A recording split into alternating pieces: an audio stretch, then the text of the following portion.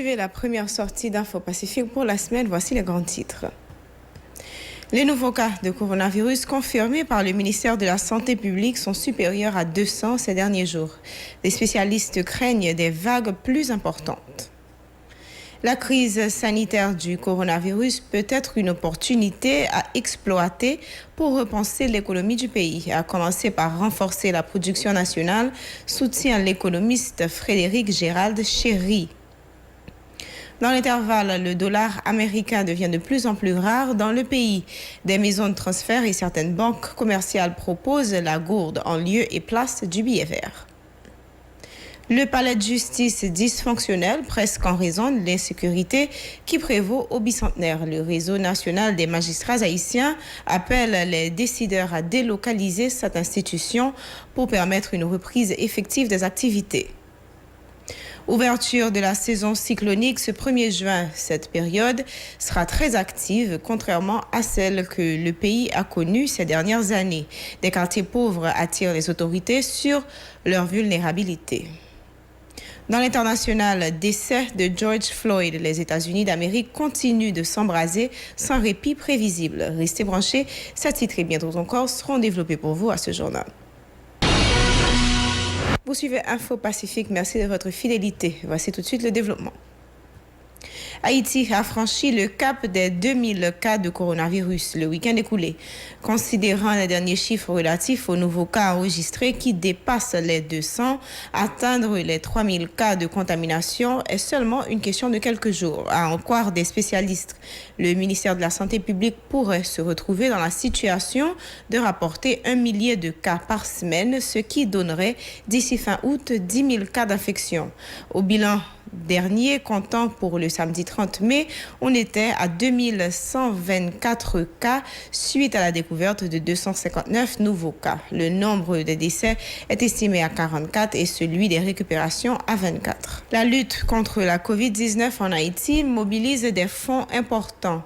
Selon le ministère de l'Économie et des Finances, plus de 55 millions de dollars américains ont été décaissés ces derniers mois. Les dépenses ont été effectuées en deux devises.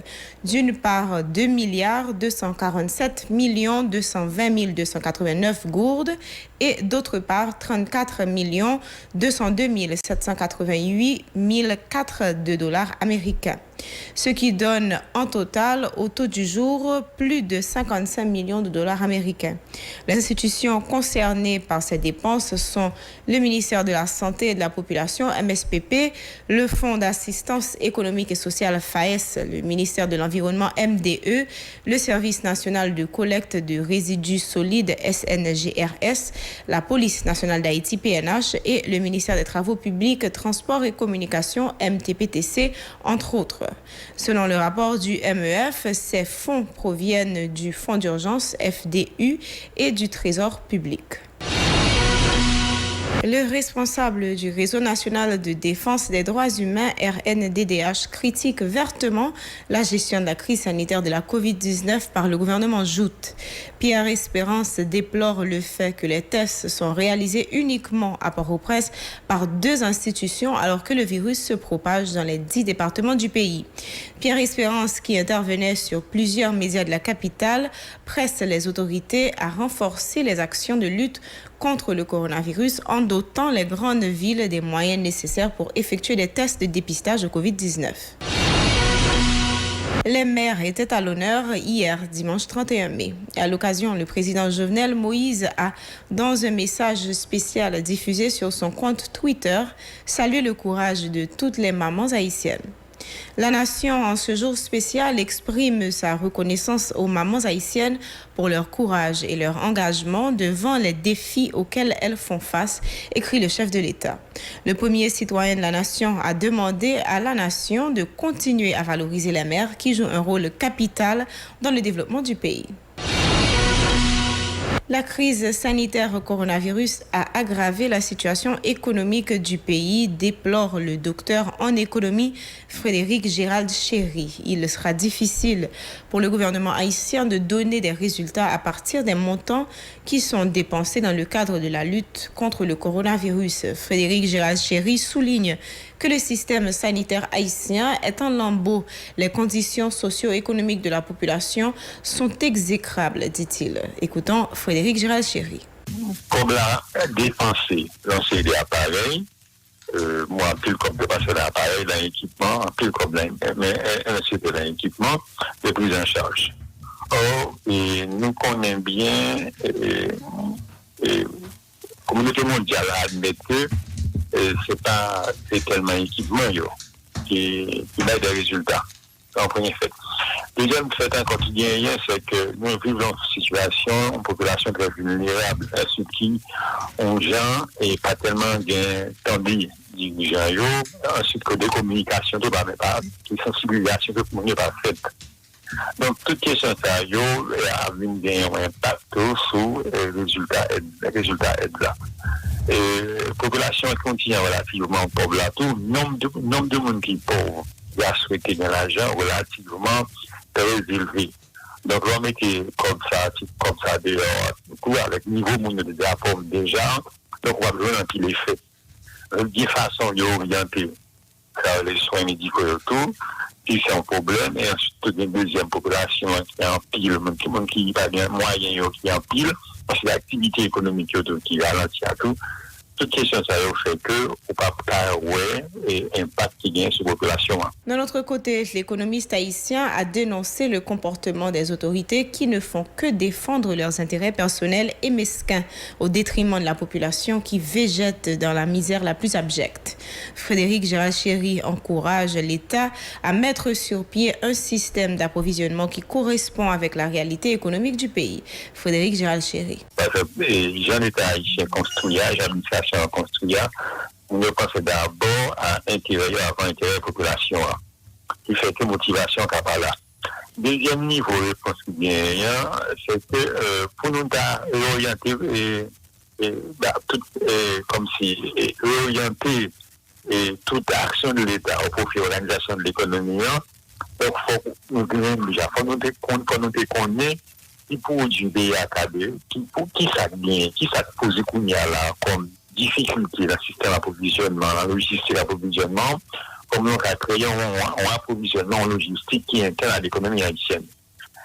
Ça nous constate nous avec nous, c'est que l'imagination qui fait la population, l'entreprise, il n'y a pas quelqu'un monde qui profite de coronavirus là pour mettre en place et de nouveaux dispositifs de distribution de produits alimentaires. On a besoin des côtés des mondiaux à l'acheter. Bien, on fait des produits venir dans le centre-ville, ensuite de téléphoner les gens pour distribuer les produits. Donc, c'est une initiative qui fait. Mais nous pas qu'on était si le gouvernement lui-même prend l'appui sur l'initiative pour être capable de renforcer au pied devant. Le dollar américain devient de plus en plus rare dans le pays, au point que les maisons de transfert décident de leur propre chef de payer en gourde les montants reçus des États-Unis notamment. La crise du dollar affecte également les banques commerciales qui semblent éprouver certaines difficultés à payer des chèques ou des retraits en dollars, ce qui peut provoquer certaines tensions par rapport au fait que des clients ont besoin des billets verts pour faire leurs transactions. Le bâtiment logeant la Technogroupe Communication, comprenant la radio-télévision Pacifique et le journal Le National, a été assaini dimanche par la compagnie EcoClean. Occasion pour le directeur général de la compagnie, M. Dari Dorelus, d'insister sur la nécessité pour toutes les entreprises privées et publiques de se faire désinfecter en vue de protéger les personnes qui fréquentent ces institutions. M. Dari Dorelus salue la décision de Technogroupe qui, pour lui, est un acte de responsabilité. Dari Dorelus au micro de Moïse Santellois et de Rigard Noël. Je vous dis, on a foncé de désinfection dans Radio Télé Pacifique, surtout dans le contexte que nous vivons avec Covid. Donc, le monde là qu'on a, nous vivons dans un monde côté que tout le monde a une guerre contre bactéries, contre virus, contre ce type de bail. Donc nous-mêmes, nous sommes là pour une solution pour empêcher les maladies de propager. Des infections qu'on a avec Corona. Virus, c'est un virus qui dans l'air là, qui peut mettre sous manche porte sous bail. Donc il est impératif que pour nous fonctionner, parce que nous obligés de fonctionner, nous ne pouvons pas faire mettre nous la nous net. Ça veut dire que faut un moyen pour nous combattre ça. Et un moyen pour combattre ça, c'est désinfection. Il faut qu'on tienne toujours propre, il faut toujours désinfecter pour parce que nous-mêmes, je me dis, nous faisons prévention, nous diminuons le risque pour propager. Mais ce n'est pas comme si désinfection a empêché, comme si un monde qui contagie guérit. Par exemple, un monde entre là, il faut toujours avoir un masque, même si là. Il faut avoir un masque pour laver les mains de temps en temps. Et puis, l'autre surface qu'on n'a pas manger, donc nous sommes obligés de désinfecter. Par ailleurs, M. Dorelus a fait savoir que cet assainissement est fait à base d'ozone, 52 fois plus puissant que les produits à base de chlore. Le DG de EcoClean a cependant fait savoir que l'assainissement n'est pas la seule méthode de prévention. Dari Dorelus. EcoClean, c'est une compagnie de désinfection qui nous vaut sur le marché. Mais nous faisons des désinfections et puis nous avons des produits connexes que nous présentons. Par exemple, nous avons un tunnel désinfectant que nous avons lancé là. Nous avons un produit que nous lançons, nous faisons des désinfections par ozone.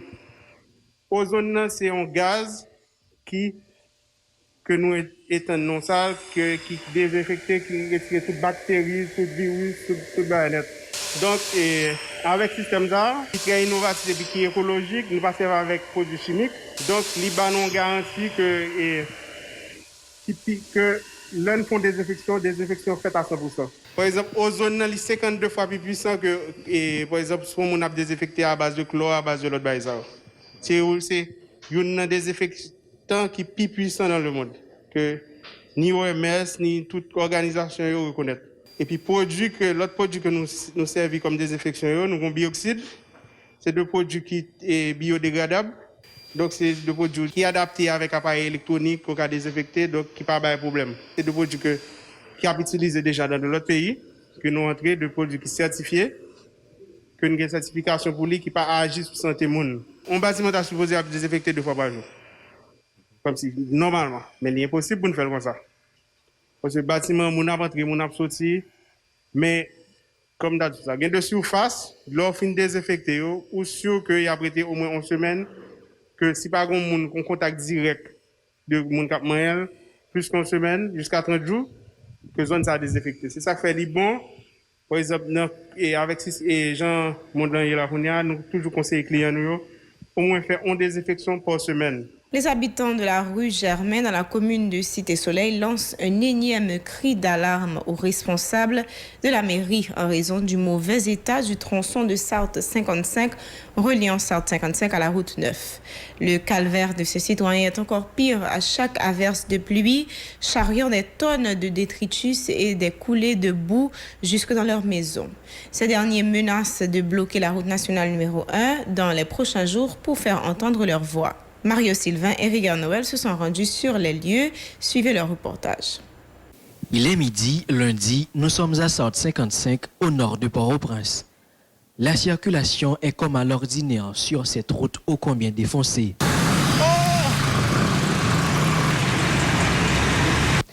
À quelques mètres, la rue Germain où le calvaire des habitants n'en finit pas. Les amas d'eau un peu partout et les coulées de boue offrent ce spectacle que vivent les habitants à chaque pluie. À chaque fois la pluie tombe, c'est catastrophe. Et tout dernièrement là, nous sautons la pluie qui tombe là ou saute garder. Et ta route là, 2h du matin, population dans la rue parce que de l'eau entre la caille. Toute l'église yo enterré en bas de l'eau. Nous pas de route et pas de canal. Emprunter cette voie en terre battue ne diffère en rien de jouer à la marelle. La vie pour ses habitants constitue un véritable supplice. Quand la pluie tombe mercredi passé là, Fatra envahi commune, envahi zone. Nous avons un projet, moi, je n'ai pas aucune réaction qui fait. Non, moi-même. Ou pas jamais. Quand tout le monde obligé à passer là, si le monde manque de mourir là, moto passer, bon, regardez en route. Nous avons des magistrats, nous avons des députés, pas grand. Bon, pays, ça montre qui est-ce qu'il a. Ces citoyens dénoncent le gaspillage des fonds destinés à la construction de ce tronçon de route dont le projet a été lancé depuis 2018. Ces derniers pointent du doigt le maire titulaire de la commune, Jean-Islain Frédéric. Maintenant, pas rien, absolument rien fait dans la route, ça, dans la rue Germain, pendant ce temps, la population, lui-même, lui investit énergiquement pour que la route la faite. C'est une population qui paie taxes, qui fait commune Cité Soleil commune. Maintenant, je dis, magistrat Ilsen Frédéric, avec l'autre deux mains assesseurs, il a passé peuple jamais en bêtise. Jodi an ka di ou gete 30% dans l'argent qui débloqué pour négocier ka foti magri, yo pas fait ça yo ta dû faire. Jodi an dans moment n'a parlé avant là, il y a 50% qui débloqué fait 80% dans l'argent qui débloqué. Jodi an on a regarder état nou là. En vue de forcer les autorités étatiques à entendre leur voix, ces riverains projettent de bloquer la route nationale numéro 1 si rien n'est fait pour satisfaire leurs revendications. Non, jou k'ap vini la route nationale numéro 1 et pas de l'eau k'ap bloqué. C'est pas mauvais route k'ap bloqué, mais c'est nous-mêmes peuple là, élève l'école yo. C'est nous-mêmes chrétiens yo, c'est nous-mêmes ougan yo.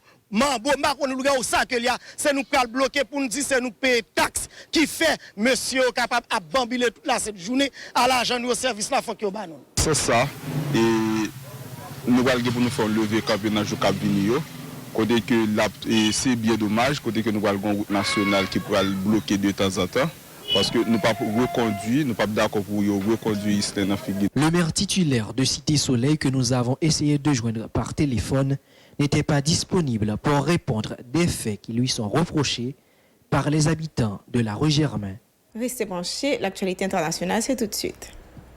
Si vous jugez que cette vidéo est intéressante, n'hésitez pas à liker et partager la vidéo. Et surtout, n'oubliez pas de vous abonner à cette chaîne et activer la cloche de notification pour ne pas louper aucune de nos vidéos.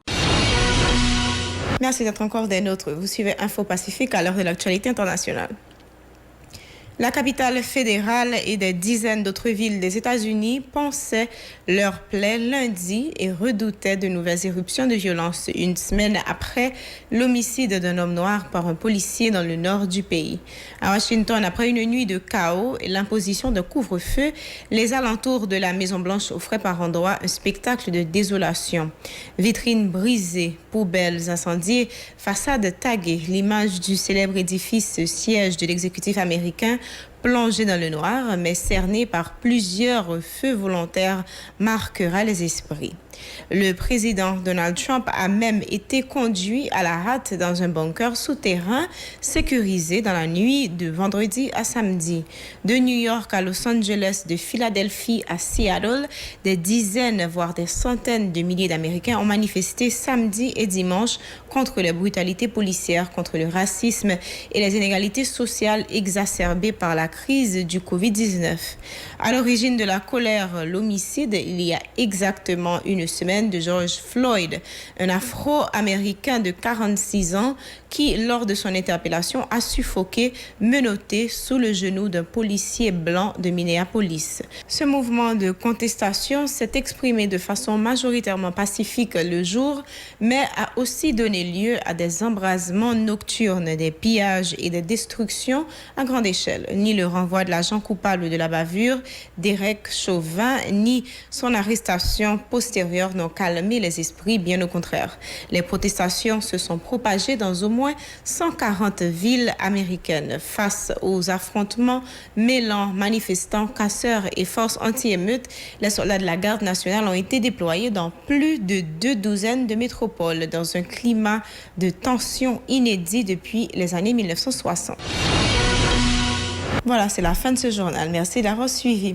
Vous pouvez nous suivre sur les réseaux sociaux, sur Facebook, sur Twitter, sur Instagram ou sur YouTube. Si vous avez les bouquets Canal+, suivez-nous sur la 182. Si vous avez les bouquets Télé Haïti, suivez-nous sur la 54. Vous pouvez également télécharger notre application si vous avez un smartphone, Radio Télé Pacifique, ou visiter notre site web au www.radiotélépacifique.com. Merci et bonne semaine en compagnie de la Radio-Télévision Pacifique.